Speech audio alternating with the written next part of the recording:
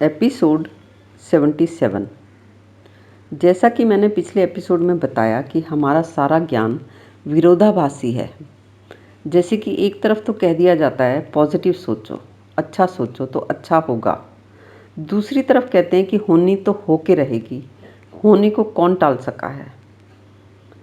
कह दिया जाता है कि अच्छा ही सोचो तो अच्छा होता है, पर अब दिमाग में तो सारे विचार आते ही हैं, उनको रोका कैसे जा सकता है। फिर जब कुछ बुरा घट जाता है तो लगता है कि हाँ, हमारे दिमाग में ऐसे ऐसे विचार आते थे इसलिए ऐसा हो गया।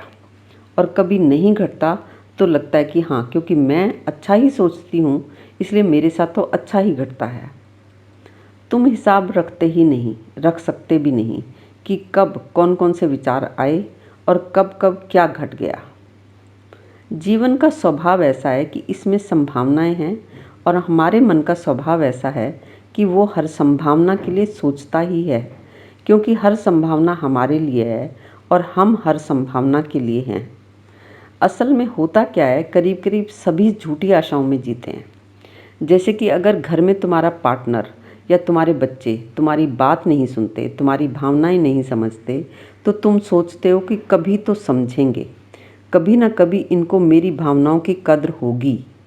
और अरबों लोग जो भावना अपने पेरेंट्स, पार्टनर, सिबलिंग्स या दोस्तों तक नहीं पहुंचा पाते, वो परमात्मा को कहकर आशा कर लेते हैं कि परमात्मा उनकी भावनाएं उनके अपनों के दिलों तक पहुंचा देगा।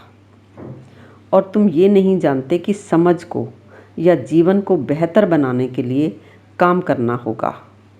तुम परिचित हो पूजा पाठ से, ध्यान से, मेडिटेशन से, लेकिन जीवन को समझने के लिए कुछ काम करना पड़ेगा, ये तुम्हारी कल्पना से बाहर की बात है।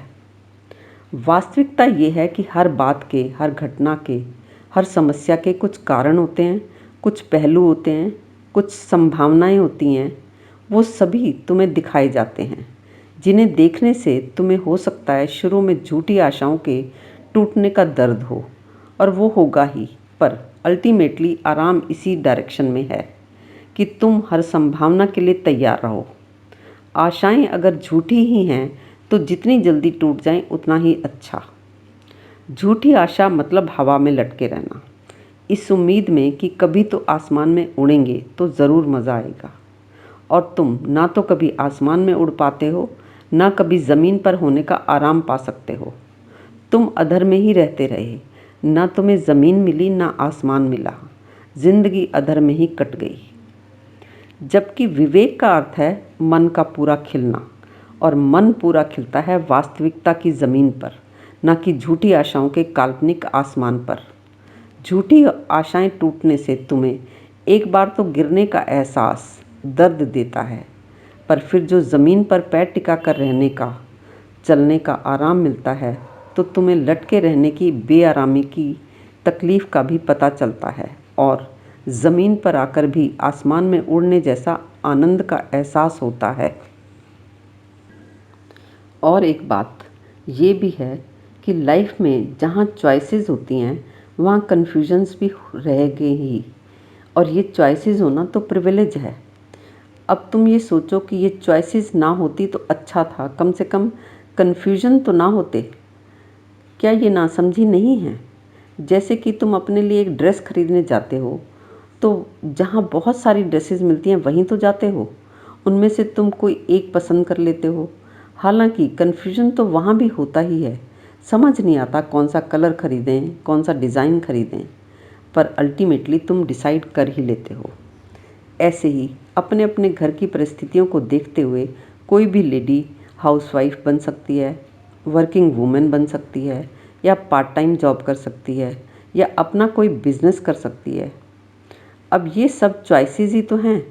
तो क्या तुम कह सकते हो कि पहले के ज़माने में सही था, लेडीज़ को जॉब या कोई भी काम करने का ट्रेंड ही नहीं था, तो कम से कम कोई कन्फ्यूज़न तो नहीं होता था कि क्या करें, ये करें या वो करें, करें या ना करें। खैर, बात हो रही थी विवेक की।